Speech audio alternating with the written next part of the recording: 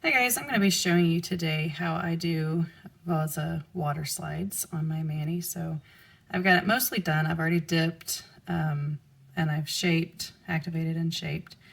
So now I'm ready to apply my water slides. So you can see I've been soaking this one, and I'm actually going to pull it out and pull it off of its backing. And I'm going to set it on this paper towel to let it dry. I like to kind of squish out all that water. So when you're working with water slides, it's important that you get them completely dry before you put them on your nails. Otherwise, you'll come up with like white splotches from the water that's trapped. So to prevent that, just make sure you're squishing it really dry in between a paper towel. And I even kind of move it to a dry spot, do it again. I should be soaking this one. I'm gonna put that one in to soak while I dry this one off. And sometimes they curl and part of it will come out of the water and it won't, part of it will separate from the backing and part of it won't. So I just kind of keep an eye on it and make sure that it's completely submerged. So that one's looking dry now. Turn my paper towel here. All right, so now I'm ready to apply it. And I like to use just a regular water-based top coat. You can adhere them with dip liquids, but I find that the dip liquids kind of dry too fast, and then I have part of it attached and part of it not. So for me, what works best are the water-based liquids. So I'm trying to get a nice even coat there. And I'm going to apply the water slide. There actually looks like there's water right there. But it's not dry. I just saw a drop of water. Now we're dry. And then I'm just going to carefully, trying to not let it touch yet. And then I'm very gently going to press it down to my nail. So emphasis on the very gently. They're easy to kind of stretch, and especially when you're working with straight lines like plaid, you don't want to bend or stretch the slide because it'll distort the image. And you can kind of see I did that a little bit right there. Not bad enough to do anything about it, but so now that it's on my nail, I'm just going to leave it and let that top coat dry, and I'm going to go on to my next one. And you can see that corner actually was sticking out, so it's not quite, but it looks like it's going to come off. Okay, so another thing when you're doing the water slides, I like to always take them out with their backing. The reason for that is if you don't, they're likely to fold over on themselves, and it's really hard to correct that once that's been done. You can, I've done it, but it's very easy to tear them as you're trying to fix that fold. So if you take them with their backing, it helps them to stay straight while you pull them out. And then I'm just going to squish out all that water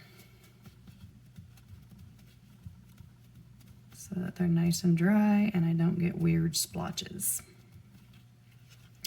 The colors that I'm using on my mani are from Simply Southern Nail Dips. The reddish brownish is called Fall is in the Air. And then the other one, the kind of yellowish nude, is Coffee and Cream.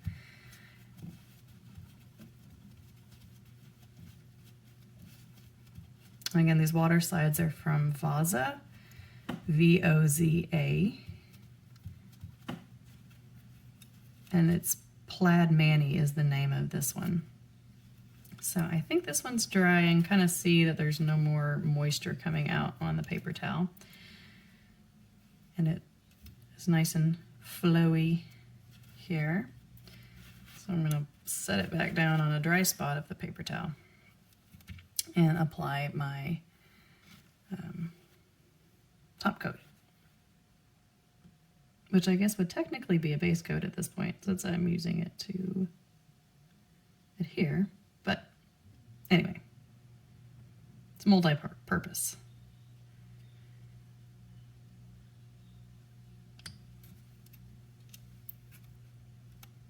I'm gonna pick up my slide carefully, and I kind of drag it down my finger, trying to make sure it doesn't touch the nail because it'll stick wherever it touches. Get it into place and gently tap it down.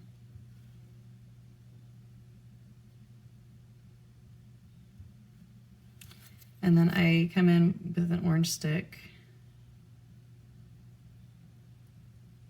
and get the edges. I have a little rubber tool. It probably would work better than the orange stick, but I never think to grab it because it's buried in my Jaro stuff over there. The orange stick works, and I usually have it right there on hand, so that's what I reach for. But anyway, I would even dig out the tool that I'm talking about to show you, but it would probably take me a few minutes because it's really buried. Okay, so now that I have this part done, there's a couple ways that I go about doing this. Usually I file. You can also take your cuticle nippers and trim it, or even a pair of scissors and trim it. The key is to be very gentle. So you notice I'm not sawing back and forth because you can actually tear or stretch the decal. So I'm just gently running that file along, and I'm using the finer grit, and it's, you can see it's a very worn out file. You know, I'm not trying to shape or anything. I'm literally just tearing through the decal. And I like, if I can find them, this shape because you can get in better. I don't have any that are worn out. These are brand new, and they'd be a little rough for doing this. So you have what you have. And I always try to keep a worn out file around, and I just replace it as you start using a new file. I ditch my worn out file and replace it with the one that I'm replacing the new one, and it's an endless cycle. The other thing that you can use the worn out files is to season your new files. So if you can actually take and file this edge so you don't rip your skin off as you're filing with a new file. Little trick. So here I'm going to use my cuticle nippers and trim off all this excess. And my nippers I need to replace them. They're getting dull. So bear with me. There we go. And then I'll come in with my file and just finish that up. The file works really well to trim up the excess. You just have to be careful that you don't pull what's attached to your nail.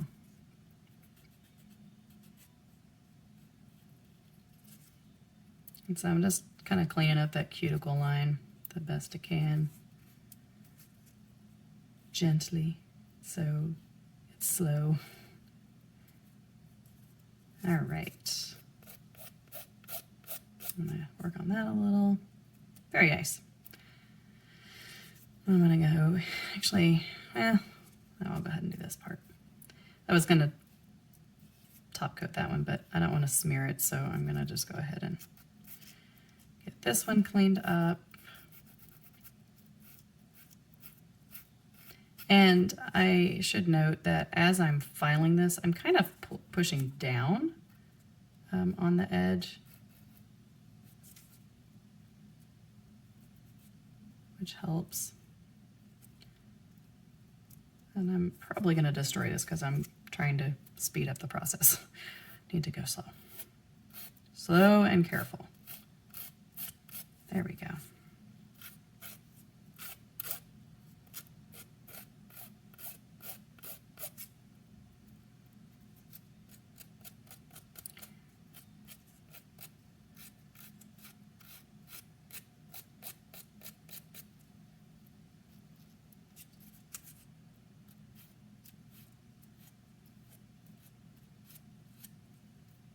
So you can kind of see what I'm talking about. They tend to pull, like, you know, if you start to get a section coming off, it kind of pulls, it like pulled up in this corner.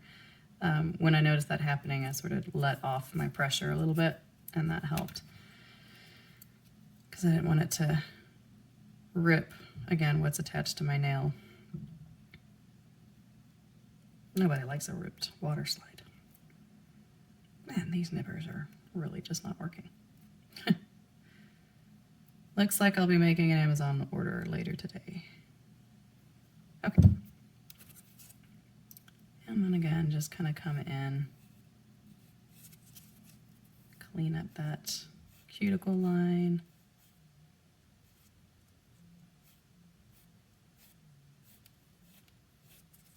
Just a smidge. Okay, so now they're both done. And because I use dip liquids and not gel, I like to first cover them with another coat of this water-based top coat. That helps. Sometimes if you put the dip liquids on, it'll smear the ink. So I just put this on, let it dry, and that helps prevent that smearing. I'm being very gentle with my touch here. You can smear it with the water base, and you can kind of pull it or rip it a little. They're very delicate even once they're on your nail, so just know that. So I'm going to let those dry. While I do that, I usually have something else that I'm working on. I still need to top coat this nail. So I'm going to activate that, let that dry, clean up my mess a minute while that dries.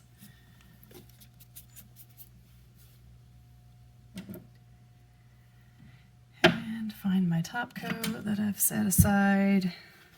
I'm going to move this wet one because water and dip liquids do not work well together.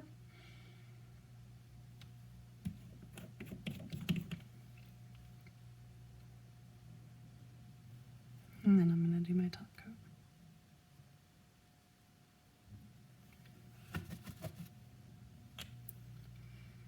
Let that dry a second.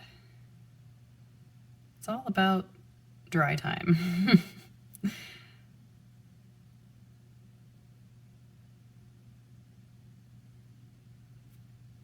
Okay.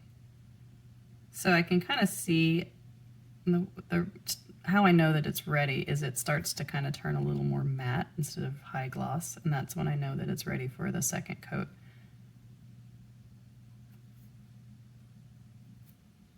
And cap your edge. Okay. I'm really doubting that these are dry, and I'm not going to make you wait just to watch me. You can see that's how I did my top coat. So with these, my next step is going to be to encapsulate in one layer of clear dip powder. So I would just take my base coat, put a generous coat of base liquids on these, dip them in the powder, activate, and then I'm just going to buff them. I've already filed in shape, so I don't really need to get in there with a nail file, but I'll buff them smooth and then do my top coat as normal. And that's it.